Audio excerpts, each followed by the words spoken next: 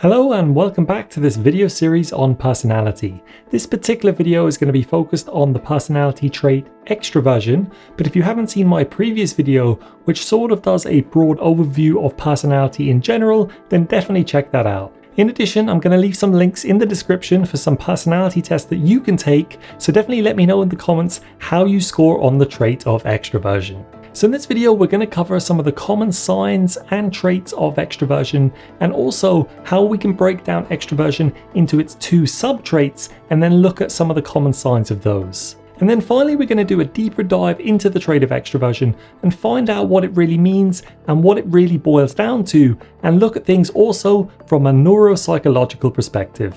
So the first thing to note about extroversion is that when many people hear this term, they automatically think sociable, talkative, and outgoing. And while these things have some element of truth to them, it actually encompasses a broader set of traits which we're now going to go into.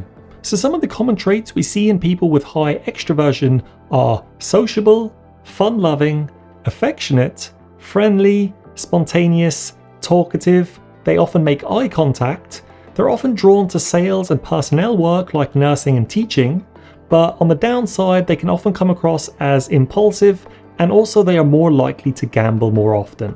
In the last video, I mentioned the best model when working with personality is the Big Five, and that just means that personality can be broadly broken down into 5 distinct categories, and in this one we're talking about the trait of extroversion, but what I didn't mention is technically you can break things down into 10 instead of 5, or take something like extroversion and break it down into its 2 subparts. So we're also going to be doing that for this video and in each of the following videos dealing with each of the following traits. So if you wanted to break down extroversion into its 2 sub-traits, they would be enthusiasm and assertiveness. And overall they embody the trait of extroversion, but at the same time they are sort of distinct because they deal with slightly different areas of extroversion.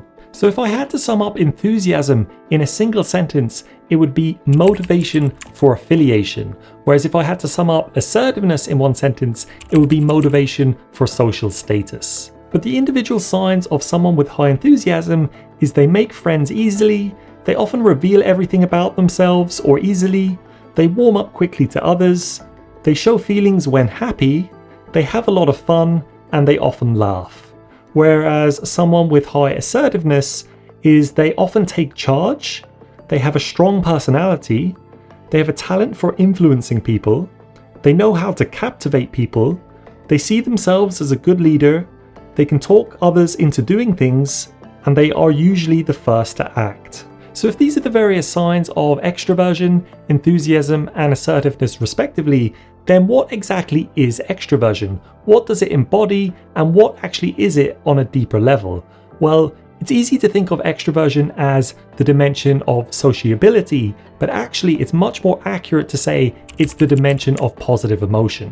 When you hear the term positive emotion, it's easy to jump to the other term, which is happiness. And one of the big misconceptions is that happiness or sadness or positive and negative emotion exist on a single spectrum. But this isn't actually true, and there are 2 separate systems in the brain, one for positive emotion and one for negative emotion. And there are different traits that handle each of these, and if extroversion is the trait or dimension of positive emotion, then neuroticism is the trait or dimension of negative emotion. In other words, what this means is that if you don't actually experience much positive emotion, it doesn't automatically mean that you experience much negative emotion, as these are 2 distinct systems. So someone who doesn't have high extroversion doesn't automatically mean that they are a negative person. It just means that they are not socially motivated, or they don't experience the same drive towards the same things that someone with high extroversion experiences. Whereas someone with high neuroticism is someone who experiences a lot more negative emotion. We're going to cover negative emotion in more detail when we get on to the video of neuroticism, but suffice it to say, it's very possible for someone to experience a huge amount of positive emotion as well as a huge amount of negative emotion, because they could be high on both extroversion and neuroticism. In my opinion, the best way to understand extroversion and why positive emotion exists is to understand the concept of goals. And pretty much everything in life revolves around some kind of goal or value. And if you think about it, anything from trying to get to work all the way to trying to acquire status or wealth. All of these can be thought of as goals, but in turn these can be broken down into sub-goals, such as if you're trying to acquire wealth, then it involves doing a series of tasks. So what extroversion or positive emotion does is it orientates us towards those goals. So as we get closer towards the things that we value, we experience positive emotion. So someone with high extroversion experiences more positive emotion as they come closer and closer to a goal, or when they actually reach it. Now your immediate thought might be, well, this sounds like a good thing. Who doesn't want to experience more positive emotion as we reach or approach our goals? But as we'll see, it very much depends on the kind of goal you have and the environment that you're in. For example, if you make it your goal to win in a gambling scenario, then obviously that surge of positive emotion is going to keep you moving towards that goal, even if that goal is hard to achieve or it comes at a great expense. This is why extroverts are more prone to gambling, but they're also more prone to impulsivity in general. So you'll see extroverts more likely to book flights and go traveling, or make a decision in the moment without really thinking about the consequences, because that surge of positive emotion is pushing them towards their desired goals. You may have heard of the chemical dopamine, which is produced in our brains, but what most people get wrong is they assume dopamine is just responsible for making us feel good in general, whereas in reality, it's much more about the anticipation of some kind of desired goal.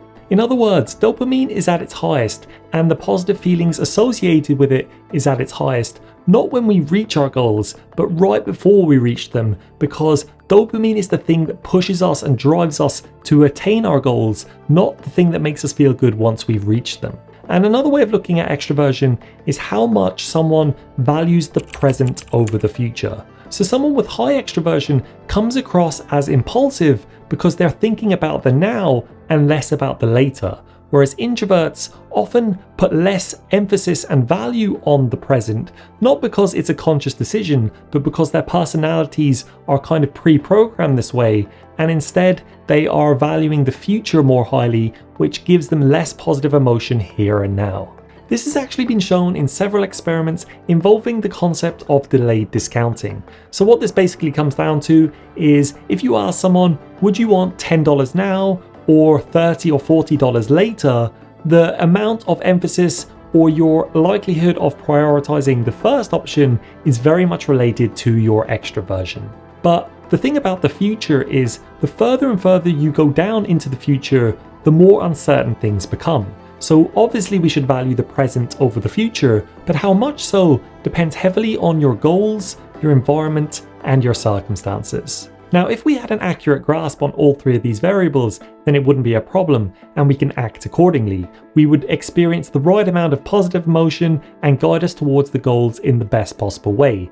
But seeing as these things are largely uncertain, and we can't actually know in the future whether things will be good, how good will they be, and how good should they be, then instead our brains and bodies have built up some kind of heuristic which is guided by positive emotion. So some people will experience a lot more positive emotion and others less so, and therefore over the course of an entire society you're going to have a good mixture of different personalities, which means each one of them will be better suited to different types of goals. So this comes back to the point I made in the last video, which is it's overly simplistic to just say that each trait is either good or bad. It's better to be an extrovert than an introvert. Sure, there are some positives that go along with being an extrovert, but there are also some positives that go along with being an introvert. But overall, this heavily depends on the type of scenario you find yourself and the types of goals that you're actually aiming for. So while it's true that on average, extroverts tend to have more friends and better relationships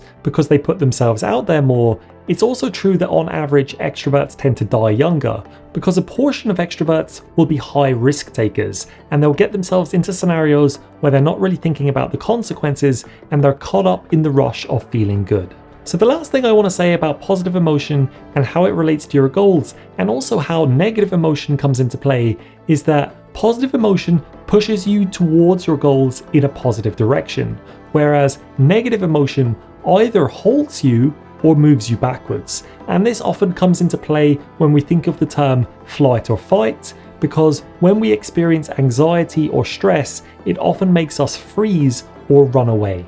The last point I want to make is how extroverts and introverts see each other. And obviously in the case of extroverts, as they experience a lot more positive emotion, introverts are going to see them as impulsive, a little bit wild and crazy, and not thinking about the consequences. Whereas an extrovert will see an introvert as someone who is either dull, boring, or someone who doesn't have that sense of fun. Now, like most stereotypes, there is a slither of truth to this, but at the same time it's overly simplistic because they're seeing things from very different perspectives. And as I pointed out in the last video, personality is not about one personality being good and one being bad, but seeing the world very differently, and therefore you're going to tackle different scenarios in a totally different way. So when one personality thinks the other is wild and the other one thinks that the other one is dull or boring, it's because they're geared towards different things and they're seeing the world and its potential in totally different ways.